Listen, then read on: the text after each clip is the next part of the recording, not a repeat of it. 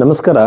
ಭೈರವಿ ಆಸ್ಟ್ರೋದಲ್ಲಿ ಇರುವಂತಹ ವಿಶೇಷವಾಗಿರುವಂತದ್ದು ಏನು ಅಂತಂದ್ರೆ, ನಾವು ಜ್ಯೋತಿಷ್ಯದ ಗ್ರಂಥಗಳಲ್ಲಿರುವಂತಹ ವಿಚಾರಗಳನ್ನು ಮಾತ್ರ ಮಾತಾಡ್ತೀವಿ. ಇಲ್ಲಿ ನಮ್ಮಲ್ಲಿ ಏನಾಗಿದೆ, ಒಂದು ಸಮಸ್ಯೆ ಬಂದ್ರೆ ಒಂದು ಪೇಪರ್ ಅಲ್ಲಿ ನಿಮ್ ಸಮಸ್ಯೆ ಬರೆದು ಸುಟ್ಟಾಕಿ ಅಂತ ಹೇಳೋದು ಪರಿಹಾರ, ನಿಮ್ ಮೊಬೈಲ್ ನಂಬರ್ ಚೇಂಜ್ ಮಾಡ್ಕೊಳ್ಳಿ ಅಂತ ಹೇಳೋದು, ನೀವು ಈ ತರ ಕಲರ್ ಬಟ್ಟೆ ಹಾಕೊಳ್ಳಿ ಅಂತ ಹೇಳೋದು, ಈ ತರ ಪರಿಹಾರಗಳನ್ನ, ಈ ತರ ಜ್ಯೋತಿಷ್ಯವನ್ನ ನಾವು ಹೇಳಲ್ಲ. ಯಾಕೆಂತಂದ್ರೆ ನ್ಯೂಮರಾಲಜಿ ಆಗಿರ್ಬೋದು, ಟ್ಯಾರೋಟ್ ಕಾರ್ಡ್ ಆಗಿರ್ಬೋದು, ಅಥವಾ ಈಗೆಲ್ಲ ಬ್ಲಡ್ ಗ್ರೂಪ್ ಮೇಲೆ ಜ್ಯೋತಿಷ ಹೇಳಕ್ ಸ್ಟಾರ್ಟ್ ಮಾಡಿದ್ದಾರೆ. ಇದ್ಯಾವುದು ಕೂಡ ಬೃಹತ್ ಪರಾಶರ ಹೋರ ಶಾಸ್ತ್ರದಲ್ಲಿ ಇಲ್ಲ. ಜ್ಯೋತಿಷ್ಯ, ನಿಜವಾದ ಜ್ಯೋತಿಷ್ಯ, ವೇದಿಕ್ ಅಸ್ಟ್ರಾಲಜಿ ಅಂತ ನಾವೇನ್ ಕರಿತೀವಿ ಅದು, ಮತ್ತೆ ಹಸ್ತ ಸಾಮುದ್ರಿಕೆ ಮಾತ್ರ ಎರಡು ನಮ್ಮ ಭಾರತೀಯ ಜ್ಯೋತಿಷ್ಯ ಶಾಸ್ತ್ರಗಳು. ಇದ್ರಲ್ಲಿ ಮಾತ್ರ ಪ್ರೆಡಿಕ್ಷನ್ಸ್ ಕೊಡೋಕ್ ಸಾಧ್ಯ. ಜೊತೆಯಲ್ಲಿ ಇದರಲ್ಲಿ ಪರಿಹಾರಗಳಂತ ಬಂದಾಗ ನಾವು GeM stones, numerology, tarot card remedies, ಈ ತರ ಯಾವುದೇ ಪರಿಹಾರಗಳನ್ನ ಸೂಚಿಸಲ್ಲ. ಕಾಸ್ಟ್ಲಿ ಪೂಜೆಗಳನ್ನು ಕೂಡ ಭೈರವಿ ಆಸ್ಟ್ರೋದಲ್ಲಿ ಯಾರು ಕೂಡ ಸೂಚಿಸಲ್ಲ. ಇದರಲ್ಲಿ ಹಾಗಾಗಿ ಸತ್ಯವಾಗಿರುವಂತ ಜ್ಯೋತಿಷ್ಯ ಏನಿದೆ, ಗ್ರಂಥಗಳಲ್ಲಿ ನಮ್ಮ ಋಷಿಗಳು ಏನ್ ಹೇಳಿದ್ದಾರೆ, ಆ ಬಗೆಯ ಜ್ಯೋತಿಷವನ್ನು ಮಾತ್ರ ಜನಗಳಿಗೆ ತಲುಪಿಸುವಂತ ಕೆಲಸ ಭೈರವಿ ಆಸ್ಟ್ರೋದು. ನಮ್ಮಲ್ಲಿ ಏನಾಗಿದೆ, ಬಾಯಿಗೆ ಬಂದಂತ ಜ್ಯೋತಿಷನ ಹೇಳ್ತಿದ್ದಾರೆ. ಜ್ಯೋತಿಷದ ಬಗ್ಗೆ ಜನಗಳಿಗೆ ಒಂದ್ ರೀತಿ ಹೇಗಾಗಿದೆ ಅಂದ್ರೆ ಒಂದು ಕಾಮಿಡಿ ಕ್ರಿಯೇಟ್ ಆಗಿದೆ. ಸೊ ಜ್ಯೋತಿಷ ಬಹಳ ಸೀರಿಯಸ್ ಆಗಿರುವಂತ ವಿಚಾರ. ಕರ್ಮದ ಅನುಸಾರವಾಗಿ ಮನುಷ್ಯ ಟೆಂಡೆನ್ಸೀಸ್ಗಳನ್ನ ಪಡ್ಕೊಳ್ತಾನೆ. ಆ ವ್ಯಕ್ತಿತ್ವ ಆ ದಶೆಗಳು ಬಂದಾಗ ಅದು ಎಕ್ಸ್ಪ್ರೆಸ್ ಆಗ್ತಾ ಹೋಗುತ್ತೆ. ತಾನು ಮಾಡಿದ ಕರ್ಮ ತಾನು ಅನುಭವಿಸ್ಬೇಕು. ಯಾಕಂದ್ರೆ ಆತ್ಮ ಒಂದು ಒಂದು ಒಂದು ಹಂತಕ್ಕೆ ತಲುಪಬೇಕು ಅಂತಂದ್ರೆ ಅದು ಎವಾಲ್ವ್ ಆಗ್ಬೇಕಾಗತ್ತೆ, ವಿಕಾಸವಾಗ್ಬೇಕಾಗತ್ತೆ. ದೊಡ್ಡ ಕಾನ್ಸೆಪ್ಟ್ ಇದೆ. ಇದು ತುಂಬಾ ಕಾಮಿಡಿಯಾಗಿ ಮಾಡಿದ್ದಾರೆ. ಸೊ ಜನಗಳಿಗೆ ಸತ್ಯದ ಜ್ಯೋತಿಷ್ಯ ಗೊತ್ತಾಗ್ಲಿ ಅಂತ ಹೇಳಿ ಭೈರವಿ ಆಸ್ಟ್ರದ ಮುಖ್ಯ ಉದ್ದೇಶ. ಆ ಬಗೆಯಲ್ಲಿ ಜ್ಯೋತಿಷ್ಯ ನೋಡ್ಬೇಕು ಅಂದ್ರೆ ನಿಮ್ಮ ಹಸ್ತ ಸಾಮುದ್ರಕ್ಕೆ ಜಾತಕ ಎರಡನ್ನು ಮ್ಯಾಚ್ ಮಾಡಿ, ಎರಡನ್ನು ಕಂಬೈನ್ ಮಾಡಿ ನಿಮಗೆ ಭವಿಷ್ಯವನ್ನು ಹೇಳಲಾಗುತ್ತೆ. ಆಗ ನಮ್ಮ ಪ್ರೆಡಿಕ್ಷನ್ ಅಕ್ಯುರೇಟ್ ಆಗುತ್ತೆ. ಯಾಕೆಂತಂದ್ರೆ ಒಂದೊಂದ್ಸಲ ಬರ್ತ್ ಟೈಮು, ಬರ್ತ್ ಡೇಟ್ ಸರಿಯಾಗಿರಲ್ಲ. ಹಾಗಾಗಿ ಹಸ್ತರೇಖೆಗಳನ್ನ ಮ್ಯಾಚ್ ಮಾಡಿದಾಗ ನಮಗೆ ಕೆಲವಾರು ವಿಚಾರಗಳು ಸ್ಪಷ್ಟವಾಗಿ ಹೇಳ್ಬೋದು.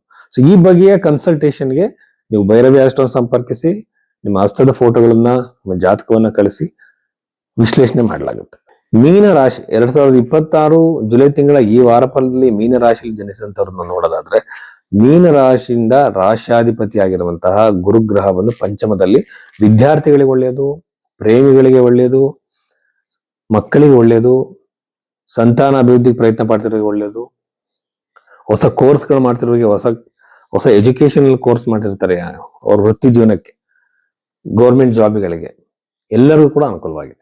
ರಾಶಿಯಾದಂತ ಶನಿ ಕ್ಲಿಯರ್ ಆಗಿ ಹೇಳ್ಬೇಕು ಅಂತಂದ್ರೆ ಸಾಡೆ ಸಾತಿ ಬಗ್ಗೆ ಭಯ ಇರುವಂತವ್ರು ತಲೆ ಕೆಡ್ಸ್ಕೊಳ್ಬೇಕಾಗಿಲ್ಲ. ನಿಮ್ಮ ಒಂದು ಬರ್ತ್ ಚಾರ್ಟ್ ಓಪನ್ ಮಾಡಿ ಭಿನ್ನಾಷ್ಟಕ ವರ್ಗಕ್ಕೆ ಹೋಗಿ ಶನಿ ಪಾಯಿಂಟ್ಸ್ ಬಂದು 4ರ ಮೇಲಿದೆ ಅಂತಂದ್ರೆ ನೀವು ಭಯ ಪಡೋ ಅಗತ್ಯ ಇಲ್ಲ. ಎಗೇನ್ ನಿಮ್ಮ ಹಸ್ತರೇಖೆಯಲ್ಲಿ ಕೂಡ ಶನಿ ಗ್ರಹ ಚೆನ್ನಾಗಿದ್ದಾನೆ ಅಂದ್ರೆ ನೀವು ಭಯ ಪಡೋ ಅಗತ್ಯ ಇಲ್ಲ, ಒಳ್ಳೇದನ್ನೇ ಮಾಡ್ತಾನೆ. ತೀರಾ ಭಯ ಇದ್ದಾಗ ಹನುಮಾನ್ ಚಾಲೀಸ ಅಂತಹ ಒಂದು ಎಫೆಕ್ಟಿವ್ ಮಂತ್ರವಿದೆ, ಅದನ್ನ ಹೇಳ್ಬೋದು.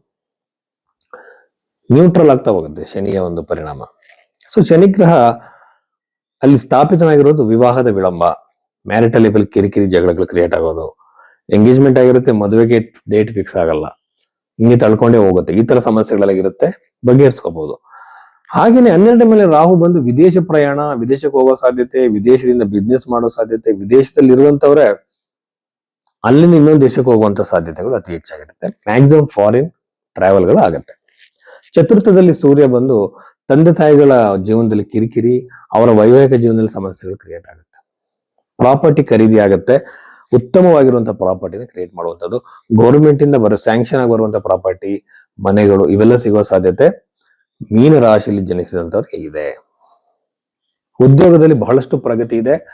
ಹೊಸ ಉದ್ಯೋಗ ಸಾಧ್ಯತೆ, ಪ್ರಮೋಷನ್ ಸಾಧ್ಯತೆ, ಟ್ರಾನ್ಸ್ಫರ್ ಸಾಧ್ಯತೆ, ಇರೋ ಜಾಬ್ಗಿಂತ ಉತ್ತಮವಾಗಿರುವಂತಹ ಜಾಬ್ ಸಿಗುವಂತ ಸಾಧ್ಯತೆ, ಇವೆಲ್ಲ ಅವಕಾಶಗಳು ಮೀನ ರಾಶಿಯಲ್ಲಿ ಜನಿಸಿದಂತವ್ರಿಗಿದೆ. ಇಷ್ಟು ವಿಚಾರಗಳು ಮೀನ ರಾಶಿಯಲ್ಲಿ ಜನಿಸಿದಂತವ್ರಿಗೆ.